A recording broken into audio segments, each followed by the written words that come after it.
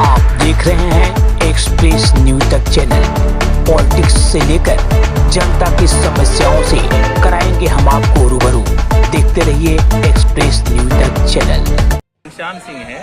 कुछ ऐसे मुद्दे को मैं अपने जनप्रतिनिधियों के सामने रखना चाहता हूं, जो हम भारत के जो तीसरी अर्थव्यवस्था बनाने की बात हो रही है, उसमें सबसे पहले मैं ये बात रखना चाहूँगा कि जब देश हमारी 11वीं अर्थव्यवस्था हुआ करता था, तो उस जमाने में सारे पदों पर, सारे विभागों में रेगुलर नियुक्ति होती थी।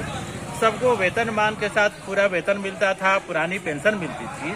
लेकिन जब ये वर्तमान माहौल में कहा जा रहा है कि हम 5वीं अर्थव्यवस्था हो गए हैं, 5वीं अर्थव्यवस्था के बाद तीसरी अर्थव्यवस्था बनने वाले हैं, मतलब भारत धनी होने जा रहा है, तो इस समृद्धि का लाभ देश के शिक्षित युवाओं को क्यों नहीं मिल रहा है? क्यों संविदा पर सारी सरकारें भर्ती कर रही है? जिस युवक को इस महंगाई में 40,000 रुपया तनख्वाह मिलना चाहिए, उस युवक को 10,000 रुपया तनख्वाह दिया जा रहा है। महंगाई का स्तर पूरे भारत में सबके लिए है। हमारे जीएसटी के पैसे से हमारे नेताओं को सुविधाएं मिलती हैं, गाड़ियां मिलती हैं, तनख्वाह मिलती है, तो उनके लिए भी गेहूं चावल का रेट वही है। और एक शिक्षित युवा, भारतीय संविधान में ये लिखा है कि कोई योग्यता किसी नेता की नहीं होनी चाहिए, कोई शैक्षिक योग्यता अनिवार्य ही नहीं है। लेकिन जो शैक्षिक योग्यता अनिवार्य होने के बावजूद डॉक्टर संविदा पर रखे जा रहे हैं, इंजीनियर संविदा पर रखे जा रहे हैं, तो लोग कैसे पेट पालेंगे? कैसी अर्थव्यवस्था है जिसमें देश के निर्माण में लगा हुआ युवा कर्मचारी, जो देश को हर जगह पल आगे बढ़ाता रहता है, उसको जो है एक ऐसी व्यवस्था में रख दिया गया है कि वो शादी भी बेचारा नहीं कर पाएगा, वो अपना पेट तो पाल ही नहीं पाएगा। शादी और बच्चे और माँ बाप को किस तरह से रखवाली कर पाएगा? 2024 के जो ये चुनाव चला लोकसभा, मैं आप जनता से क्या हाँ, मैं ये कहना चाहता हूँ कि भाई एक ऐसी सरकार ले आइए जिसमें आपके बच्चे पढ़ लिख कर उनको सम्मानजनक रोजगार और वेतन पाएं। नहीं तो लोग बच्चों को क्या पढ़ाएंगे? इतनी पढ़ाई महंगी हो गई है, और महंगी पढ़ाई करके 10,000 रुपया का नौकरी करना है। रेलवे में क्लर्क ठेके पर रखे जा रहे हैं। ये जो ठेकेदारी व्यवस्था आ गई है कि कुछ लोग पूंजीपादी रहेंगे और बाकी लोग क्या रहेंगे? थर्ड क्लास के नौकर रहेंगे।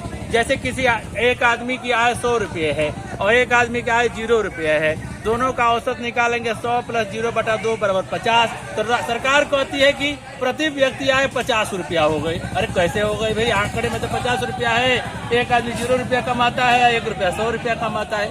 ये जो आंकड़ों का जादू है, ये भारत के लोगों को सोचना पड़ेगा कि हमारी युवा पीढ़ी कैसे हताशा में रही। सारी युवा पीढ़ी तो अविवाहित रहने वाली नहीं है, सबके माँ बाप अविवाहित भी रहेगी, तो माँ बाप को भी पेट पालने का दायित्व है। तो ये संविदा पे भर्तियां खत्म की जाए। दूसरी बात ये कहना चाहूंगा कि अभी 1 जून को लास्ट इलेक्शन होगा और 4 जून का रिजल्ट आ जाएगा, लेकिन प्रतियोगी परीक्षाओं के रिजल्ट क्यों नहीं समय से आते हैं? लड़के ओवर एज हो जा रहे हैं, सारे मामले कोर्ट में चले जा रहे हैं और पेपर आउट हो जा रहा है। तो कैसी मशीनरी रखी गई है? ये सारे संविदा में पर जो लोग रखे गए हैं, जिनकी कोई जवाबदेही नहीं है, वो पेपर आउट करवा देते हैं, पेपर कहीं और छेपता है। पेट का पेपर देखिए, आरओ के भर्ती का देखिए, पुलिस का भर्ती। योगी जी से सारे माफिया डरते हैं, लेकिन उनके अधिकारी क्यों नहीं डर रहे हैं? ये कैसी व्यवस्था, प्रशासनिक क्षमता है कि इतने स्तर पर पेपर आउट हो रहा है? नीट का भी पेपर आउट हो जा रहा है। तो ये सारी आखिर कैसी तीसरी अर्थव्यवस्था है जिसमें आम आदमी के बच्चे इतना पीड़ित रहेंगे? अगली बात मैं ये कहना चाहूंगा, जो भी सरकारें आए, सबसे मेरा निवेदन है कि इस देश में तारीख पर तारीख की व्यवस्था कब से चलेगी? भाई जमानत कराइए, मौज मनाइए।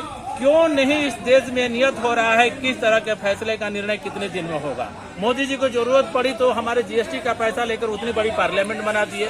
क्यों नहीं सुप्रीम कोर्ट की नई ब्रांच बन रही है? क्यों नहीं हाई कोर्ट की नई ब्रांच बन रही है? क्यों जजों की संख्या सुप्रीम कोर्ट में उतनी ही है जितनी आजादी के समय थी? हाई कोर्ट की एक बेंच उत्तर प्रदेश की मेरठ में क्यों नहीं बन रही है? तो आखिर ये आम जनता के लिए कौन सोचेगा? आम जनता से केवल आप कर लेंगे और व्यवस्थाएं नहीं मिलेगी। जहाँ तक बलिया की बात है, तो यहाँ का सीवर घोटाला आप जानते हैं कि सीवर घोटाला चला गया सपा के किसी मंत्री जी के कार्यकाल में था, और सारे बलिया के लोग, इतनी सरकारें रही हैं और बलिया का विकास प्रधानमंत्री जी के होने के बाद नहीं हुआ, चंद्रशेखर जी रहे। सारे बलिया के लोग बरसात में नाले में सड़ते हैं। इतनी अच्छा ड्रेनेज सिस्टम है कटहर नाले में पानी गिराने का, लेकिन आज तक अभी भी ड्रेनेज नहीं बनी है। किस युग में बनेंगी? कौन आएगा? इसके लिए क्या भगवान ऋषि महर्षि भृगु को अवतार लेने पड़ेगा? सतयुग आएगा। अब तो कहा जा रहा है कि राम राज्य भी आ गया। तो बलिया का रामराज कब आएगा? भाई हमारे ही पैसे को हमारे ऊपर खर्च करना है, लेकिन इस तरह से उपेक्षित करना, क्या जनता को सारे लोग जंतु समझते हैं कि बस हम वोट जीत के चले जाएंगे उसके बाद नहीं आएंगे? ये सारे जनप्रतिनिधि जो जगह जगह घूम रहे हैं आजकल, जीतने के बाद किसी गांव में नहीं जाएंगे, जबकि हमारे ही पैसे से इनको वेतन मिलता है, इनको ड्राइवर का भत्ता मिलता है, गाड़ी का के जाके जन समस्याओं को घूम घूम कर अपनी निस्तारण कराए। किसी भी कार्यालय, विद्यालय और चिकित्सालय का निरीक्षण नहीं होता है, कोई भी कार्यालय में समय सीमा में काम नहीं होता है। आप दौड़ते दौड़ते मर जाइए, कोई समय सीमा ही निर्धारित नहीं है, बाबू दौड़ाते रह जाएगा। तो किस तरह की तीसरी अर्थव्यवस्था बनाना चाहते हैं जिसमें सिर्फ कि आप पूंजीपति रहेंगे और आम आदमी किसी तरह भिखारी बनकर जीवन जिएगा? तो ये एक बहुत बड़े व्यापक स्तर पर हमें भारत के नागरिकों को सोचना चाहिए। राजनीतिक दलों के ऊपर व्यक्तिगत रूप से टिप्पणी नहीं कर रहा हूँ, मैं व्यवस्था में सुधार चाहता हूँ और इस व्यवस्था में सुधार को ध्यान में रख के मतदान करना है।